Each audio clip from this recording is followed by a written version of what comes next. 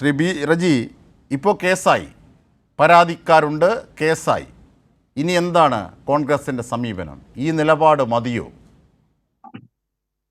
നോക്കൂ, ഇവിടെ പൊതു സമൂഹത്തിന്റെ മുമ്പാകെ യൂത്ത് കോൺഗ്രസിന്റെ സംസ്ഥാന പ്രസിഡന്റിനെതിരെ ഒരു ആരോപണം മാധ്യമങ്ങൾ മുഖേന ഉയർന്നു വന്ന ഘട്ടത്തിൽ കോൺഗ്രസ് എന്ന പ്രസ്ഥാനം അതിന്റെ ഉയർന്ന ധാർമ്മിക മൂല്യം ഉയർത്തിപ്പിടിച്ചുകൊണ്ട് ആ യൂത്ത് കോൺഗ്രസ് സംസ്ഥാന പ്രസിഡന്റിനെ ആ പദവിയിൽ നിന്ന് 9.5 മണിക്കൂറിനുള്ളിൽ മാറ്റി നിർത്തി. ഇനി ആ ഒരു നടപടി കൊണ്ട് മാത്രം പാർട്ടി അതിന്റെ നടപടികളിൽ ഒതുങ്ങിയില്ല. രണ്ടാമത് ചെയ്തത്, അദ്ദേഹം പാർലമെന്ററി പാർട്ടി അംഗത്വം അതിൽ നിന്ന് ശ്രീ രാഹുൽ മാങ്കൂട്ടത്തിലിനെ അകറ്റി നിർത്തി. ഇനി അതിനേക്കാൾ ഉപരി കോൺഗ്രസ് എന്ന പ്രസ്ഥാനത്തിൽ ഇത്തരക്കാർക്ക് സ്ഥാനമില്ല എന്ന് ഉറക്കെ പ്രഖ്യാപിച്ചുകൊണ്ട് കോൺഗ്രസിന്റെ പ്രാഥമിക അംഗത്വത്തിൽ നിന്ന് രാഹുൽ മാങ്കൂട്ടത്തിനെ അനിശ്ചിതകാലത്തേക്ക് സസ്പെൻഡ് ചെയ്തു. അപ്പൊ ഇത്രയും ധീരമായ നടപടികൾ കോൺഗ്രസ് എന്ന പ്രസ്ഥാനം സ്വീകരിച്ചു. 1.25 നൂറ്റാണ്ടിന്റെ പാരമ്പര്യമുള്ള ഉയർന്ന ധാർമ്മിക മൂല്യം പുലർത്തുന്ന ഒരു രാഷ്ട്രീയ പ്രസ്ഥാനമാണ് കോൺഗ്രസ്. കേരളത്തിലെ എന്നല്ല, ഇന്ത്യ മഹാരാജ്യത്തിൽ ഇത്തരത്തിൽ ഈ ഏതെങ്കിലും ആരോപണം ഉയർന്നു വരുന്നവർക്കെതിരെ മറ്റൊരു രാഷ്ട്രീയ പാർട്ടികളും സ്വീകരിക്കാത്ത അത്ര ധീരമായിട്ടുള്ള ഉദാത്തമായിട്ടുള്ള മാതൃകാപരമായ നടപടികളാണ് കോൺഗ്രസ് സ്വീകരിച്ചിട്ടുള്ളത്. നോക്കൂ, നമ്മൾ ഒരു കാര്യം മനസ്സിലാക്കണം. ഇത്രയൊക്കെ ആരോപണങ്ങൾ മാധ്യമങ്ങൾ വഴി നമ്മുടെ സമൂഹത്തിൽ ഉയർന്നു വന്ന പശ്ചാത്തലത്തിലാണ് 9.5 മണിക്കൂർ 24 മണിക്കൂർ തികയാൻ നിന്നില്ല. ഈ ഒരു സാഹചര്യത്തിൽ നമ്മൾ ഒരു കാര്യം പ്രത്യേകം മനസ്സിലാക്കണം. നമ്മുടെ രാജ്യത്ത് ഒരു നിയമ സംഹിതയുണ്ട്.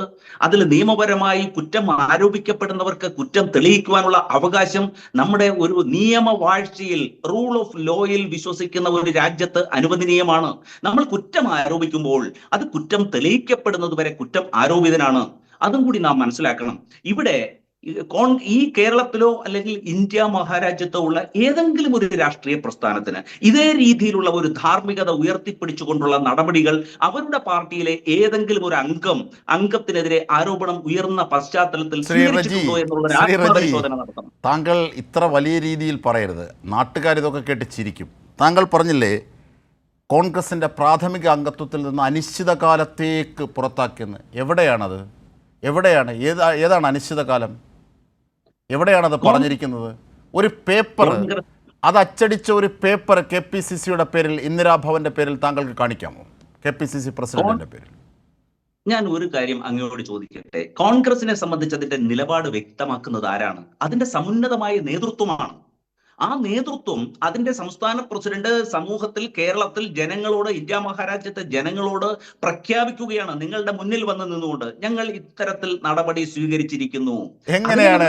അതായത് ഇതിനൊരു ചട്ടവും വട്ടവും ഒക്കെ ഇല്ലേ? നിങ്ങൾ പറഞ്ഞു കോൺഗ്രസ് വലിയ ദേശീയ പാർട്ടിയാണെന്ന്. എവിടെയാണ് കോൺഗ്രസിന്റെ KPCC പ്രസിഡന്റ് ജനങ്ങളെ അറിയിച്ചു? ശരിയാണ്, KPCCയെ സംബന്ധിച്ച്, കേരളത്തിലെ കോൺഗ്രസ് പ്രദേശ് കമ്മിറ്റിയെ സംബന്ധിച്ച് അത് കൃത്യമായ വാക്കാണ്, അത് ശരി. പക്ഷെ ഇതിനൊരു രേഖ ആവശ്യമില്ലേ? ഒരു രേഖയുടെ അടിസ്ഥാനത്തിലുള്ള കാര്യങ്ങളല്ലേ പറയേണ്ടത്? വീട്ടിൻ്റെ സിറ്റൗട്ടിൽ വന്നിരുന്ന് കയ്യും കെട്ടി പറഞ്ഞു. മാധ്യമങ്ങൾ പിന്നീട് ആവർത്തിച്ച് ചോദിച്ചപ്പോൾ ചായ കുടിച്ചിട്ട് പോകാം എന്ന് പറഞ്ഞല്ലേ നിങ്ങളുടെ KPCC പ്രസിഡന്റ് പോയത്? എവിടെ ഒരു കത്തുണ്ടോ, ഒരു നോട്ടീസുണ്ടോ? ഇങ്ങനെ ഈ രാഹുൽ മാങ്കൂട്ടത്തിന് ഏത് രീതിയിലാണ് നിങ്ങൾ ഈ രാജിവെച്ച വിവരം അറിയിച്ചത്? ഈ KPCCക്ക് കീഴിലുള്ള DCC അടക്കം KPCCക്ക് കീഴിലുള്ള സംവിധാനങ്ങൾക്ക് എന്താണ് നിങ്ങൾ രാഹുൽ മാങ്കൂട്ടത്തെക്കുറിച്ച് കൊടുത്ത നോട്ടീസ്, കൃത്യമായ സന്ദേശം, രേഖ അതുണ്ടോ? പിന്നീട് അനിശ്ചിതകാലമെന്ന് താങ്കൾ പറഞ്ഞു. അതെവിടെയാണുള്ളത് അനിശ്ചിതകാലമെന്ന്? അങ്ങനെ KPCC പ്രസിഡന്റ് പോലും പറഞ്ഞിട്ടില്ലല്ലോ ശ്രീ റജി.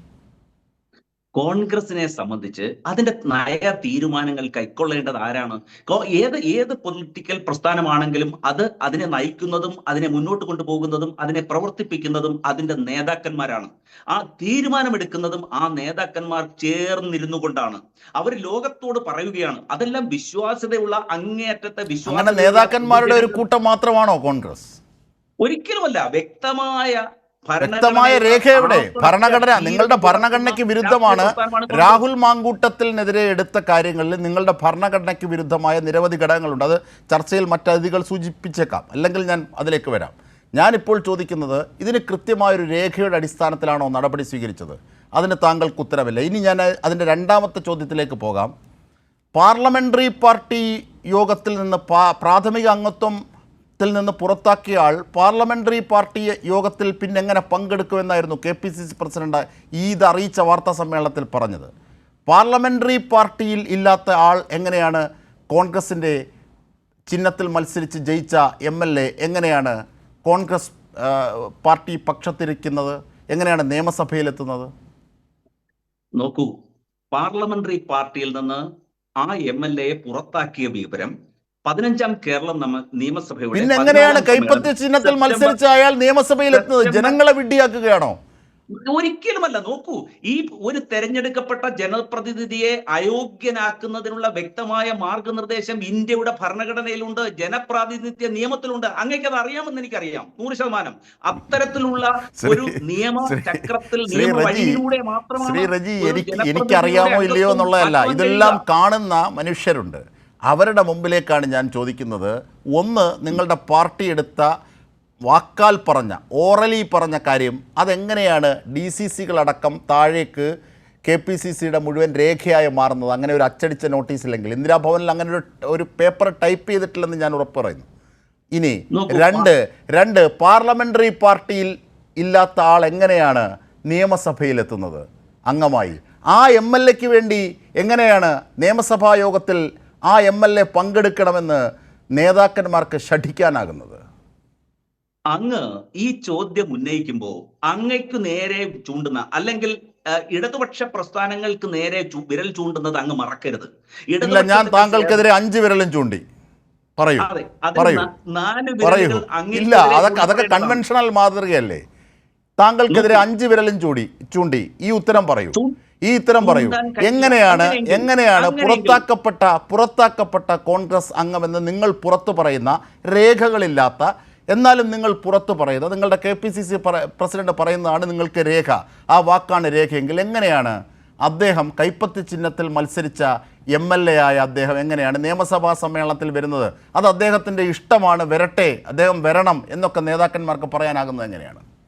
നോക്കൂ, കോൺഗ്രസിന്റെ പ്രാഥമിക അംഗത്വത്തിൽ നിന്ന് പുറത്താക്കിയിട്ടുള്ള ഒരാളെ ന്യായീകരിക്കുകയോ അയാളെ വെള്ളപൂശേണ്ട ആവശ്യമോ കോൺഗ്രസ് സഹയാത്രികൾക്കോ അല്ലെങ്കിൽ ആ ആദർശത്തിൽ വിശ്വസിക്കുന്നവർക്കോ. പിന്നെ ചെന്നിത്തല ഇപ്പൊ പറഞ്ഞു കേട്ടില്ലേ, ചെന്നിത്തല അതിന്റെ ഉള്ളിൽ വലിയ ഫൈറ്റ് നടത്തുകയാണ്. രാഹുൽ മാങ്കൂട്ടത്തിനായി കോൺഗ്രസിന്റെ വലിയൊരു വിഭാഗം VD സതീശനെതിരെ നയിക്കുന്ന പടക്കെതിരെ വലിയ നീക്കം നടക്കുകയാണ്. രാഹുൽ മാങ്കൂട്ടത്തിന്റെ വിഷയത്തിൽ രമേശ് ചെന്നിത്തല അതിനുള്ളിൽ, അതവിടെ നിൽക്കട്ടെ, ആ രമേശ് ചെന്നിത്തലയ്ക്ക് പോലും പുറത്ത് ഈ രീതിയിൽ അഴകുഴമ്പൻ നിലപാട് സ്വീകരിക്കാൻ പറ്റുന്നത് എങ്ങനെയാണ്? അതൊക്കെ പാർട്ടി നിശ്ചയിച്ചു.